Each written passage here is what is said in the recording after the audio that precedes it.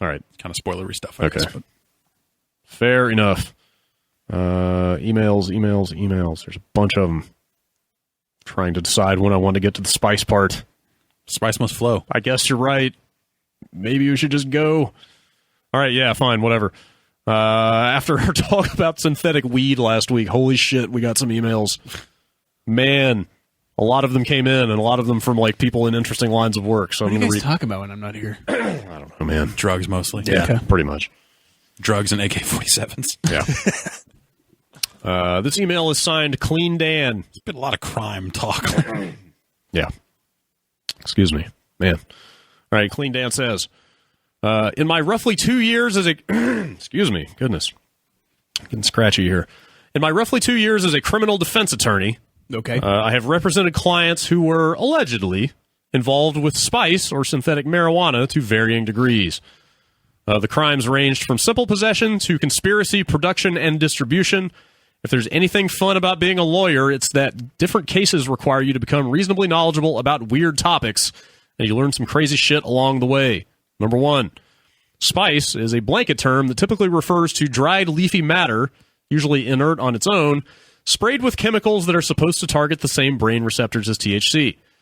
The chemicals have exciting names like JWH018, AM2201, and Alpha PVP. Yeah, I love that one. These chemicals have been scheduled... Alpha PVP, son. Yeah. These chemicals have been scheduled or provisionally scheduled as controlled substances and as such are obviously less attractive to producers. To avoid criminal charges, people employ, quote, underground chemists, though this usually means a lab in India or China, to alter the chemicals by a few molecules. This generates a new untested substance which gets around the DEA for a few months. When the DEA inevitably catches on, it schedules the substance and the cycle starts again. This means that spice could contain one of many different substances, most of which are poorly tested. Some versions are extremely potent at low doses, so any uncertainty with respect to which kind of spice you're using could be dangerous, if not fatal. Drunk Dan was smart to toss it out. 2. The legal consequences of being caught with spice chemicals are severe. Relatively small amounts can get you 10 years or more from the feds. Fuck. What's worse is that the government can charge you even if the chemical you have isn't a scheduled substance. If it's similar enough in structure and effect to a substance that is scheduled, they consider it a controlled substance analog and will charge you. Yeah, they changed the laws to cover analogs a while back because there were so many people. I want to say it was other synthetics. It was just like, there was like people just doing like MDMA derivatives or whatever it was. Right. There's like a lot of people getting into that stuff. Yeah. Yeah, I had no idea about that at all, but yeah. Or even just like some of the research chemicals we were talking about last week. It was some of that similar stuff where it's like, here's this kind of LSD derivative that they haven't thought to schedule yet, but they can through that law. They're kind of covering the periphery there. Yeah, he straight up says, what is similar enough, you may wonder? The law says substantially similar, in quotes. What does a subjective term like substantially similar mean in the context of an empirical science like chemistry? It means you better have saved some of that spice money for a good lawyer because your ass is getting charged. Stay away from it. That stuff sounds terrifying. Yeah. Why not just buy real weed? I don't... Because that's against the law. Oh, okay. I don't know. Because apparently, like, spice also, like, hits you in a totally different way. Yeah, the effects are completely, like, separate, completely different. People are having addiction problems with it and stuff that, that wouldn't normally come from the real thing. Yeah. I'm so old. I've been out of the drug game for a long time. Well, I got some more emails for you then. Oh, great. Here's one from a paramedic named Josh. Hey, fellas, listener since the beginning, first time writing in, listening to this week's emails, I heard the discussion about synthetic weed, or flakka, as Jeff called it. Working as a paramedic for 6.5 years in Louisiana, I have had my fair share of these calls, and I assure you, the media is not hyping up the effects. The stuff is legitimately scary. There is no tolerance to it, and all it takes is one time taking it to kill. I've had people who didn't know who they were try to bite me, and some that had seizures that couldn't be stopped. Well, we've all been there. Yeah.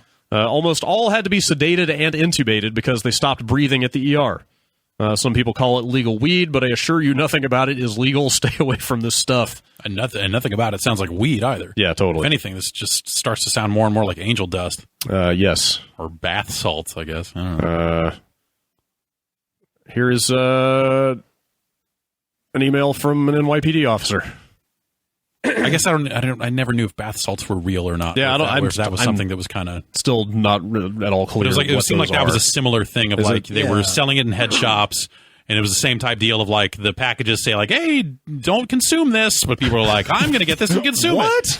That's one of the things they to try to get away from liability thing. Yeah, like, here we want to sell you this, but don't actually use all it. these fucking spice packages and all that stuff say they all say not fit for human consumption. Like, is there any pretense at all under which they're selling it? Even there was it like you'd see in magazines years ago. I don't even know if they still sell it, but it was like a synthetic. It was called it was a Kathmandu Temple Kif 2, and they were selling it half the time. It was like it's an incense. Put it in your room and just burn it, and just smell it that way. It's like an incense thing. Potpourri, man. Or hey, these are bath salts. Wink, wink. Like that was always the whole thing. It was like they were selling it for one labeled purpose, but people were like, "Hey, if you put this in your body, fun times. You ever play Narc? Oh my god, you can become Mr. Dumpster Man." Where is Bucky and what has he had? There's definitely room for there's kind of a sliding scale on like opinions on different controlled substances, but this one seems like one to just stay the fuck away from. Yeah, based on some of this stuff. Like I said, this is from a New York cop. Just want to say thanks for putting out the word about synthetic weed over here in NYC. We call it K2, and it is no joke. Jeff described it to a T when he said PCP nightmare. It makes people go batshit and do really horrible stuff to themselves and others. Out of all the things I've seen people put in their bodies, K2 is by far the worst to deal with on a person-to-person level because of the complete disregard for safety it seems to bring out in people. God damn. It's like the happening. Yeah, totally. It just seems like people are just getting that illy rage. Right. And, fuck, man. Oh, my God. It's really, yeah. I also really... It's time for a remake of Disco Godfather. We've got to attack the web. I guess so. I've got one other email here from a paramedic, which straight up says in the subject line might be a bit much, and it's about a guy dying, and I don't actually know if I want to read it or not. Maybe I shouldn't. Can you sum it up? Is it gruesome? Not super gruesome, but it's really shitty. It's a bad way to go. I mean, hey, this stuff sounds really shitty. Yeah? You sound like you want to hear it. I kind of want to hear it. Hi, Bombcast. I'm a paramedic in Melbourne, Australia. Well, I mean, I'm out. There you go. Yeah. Drop bears smoking synthetic weed. You never know what they're going to do. Yeah. I'll start by saying I have trouble judging these days if my stories are too much or not, but having run into lots of patients in dire trouble after smoking this stuff, I thought a quick cautionary tale might be good. I hope that we're like preaching to the choir here. I hope we're not actually having to instruct people not to use this stuff. There's someone rolling one up right now going, huh? Wait, what? Yeah. No, it's Bombcast and K2 time, man. Every Tuesday. Your one-stop shop for cautionary tales. A workmate from my station recently went to a guy that after smoking synthetic had gotten, let's say, a little crazy, ranting at his friends and then vomiting all over the place. He was popped into the bathroom where he couldn't make too much mess and left to sleep it off. Unfortunately, he must have woken shortly after Unfortunately, he must have woken shortly after and been desperately thirsty. When he was later checked on, it became obvious that he had started drinking from the hand basin tap. In his greatly altered state, it seems that he wasn't satisfied with the volume of water he was getting, and he apparently worked his way up the spout so far into his mouth that it became caught in his throat, with the tap still on at full flow. Needless to say, he quickly drowned, stuck to the tap, filling him with water, unable or unwilling to free himself. He goes into some other grisly details. That is not how I thought that story was going to go. Yeah. He goes into some details about trying to remove the guy. Yeah, maybe not. Maybe we don't need those parts of the story. I'll stop there. Thank you. Anyway, in summary, stay the fuck away from that shit. Normal weed. You got it. Will struggle to do you any harm in the short term, but that synthetic shit is madness. That's the I mean, like, well, whatever. What I feel like one of the craziest parts about this stuff is that it is that people are referring to it as like synthetic marijuana, which may be technically true from like a chemical perspective or something. But the effects are so fucking different. Yeah, like that's the scariest part because it's like say what you will about weed. It is like unequivocally the most benign soft drugs. Yes, it is the most benign controlled substance you could possibly imagine. Like, it's not going to do that to you. It's probably not going to do that to you. Yeah, you might eat too much pizza or something. Or you might get in a car and fucking crash it. I mean, like there are dangers there. Yes. It's not a zero danger. Well, yeah, you're still intoxicated, but dude, this stuff sounds just like a fucking bridge too far. This doesn't, like the labeling on the calling it synthetic weed is like maybe even the scariest part because you get people that like go, oh, well, weed's cool. Well, that sounds like exactly what happened. We don't have any of that, so we got some of this. Let's get into this. That sounds like exactly what happened to Dan, or that was his exact train of thought. Right. Yeah. Like, oh, I heard this might help me. Maybe I'll try this stuff. But no, that's not. No, that was so many years ago that I bet whatever he was buying was not this. Okay, you're probably right. Because I feel like this level of stuff is maybe a little more recent in the grand scheme of things. People, there's been synthetic, cheap legal highs for years and years and years and years. Like I said, when we went to that Up in Smoke tour, and there were people trying to sell stuff like that there. But I imagine that was a very different thing then.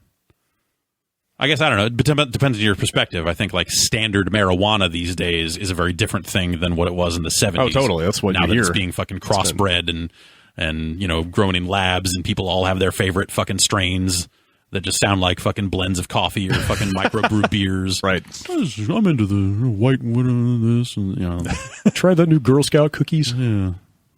X21, 23, whatever. Sure. Well, just that first email talking about NYC sour diesel Kush, bro. It's hella mellow. diesel. It's like it's the way that first email made it sound like where it comes from. It's just a roll of the chemical dice. Totally. Like it's crazy. Right. Don't roll the chemical dice. Yeah. Yeah, maybe not. What is this? Nobody. This was made in the lab, and nobody knows what it's going to do to you. Right. Maybe a bad idea. Oof. All right. Well, dare. Roll the dice. Keep kids off. Okay, that actually dares. What? Oh, you're daring me to smoke weird fake drugs? Like No. what? No. I thought this was the whole point of this. Was no. No. All right. Well, now that that's out of the way, let's read one more email. I do appreciate the breadth of Giant Bomb listeners. Yeah, that's half the reason. Awesome. Half the reason I included all those emails. It's like, dude, it's a defense attorney, NYPD cop, and paramedic from Australia. Like, holy shit! Let's hear from Two the other paramedics. side of this next week, though. There's got to be an upside to this stuff, right? No. Oh boy! All right. Well, no, like we got that one like slightly pro meth email that one time, right? right. It Yes. was like, oh, I was better at Counter-Strike. Jesus. Oh man! All right. Last email. It was only signed username Terrace Kasi. Shit. Oh boy. The steel hand itself. Yeah.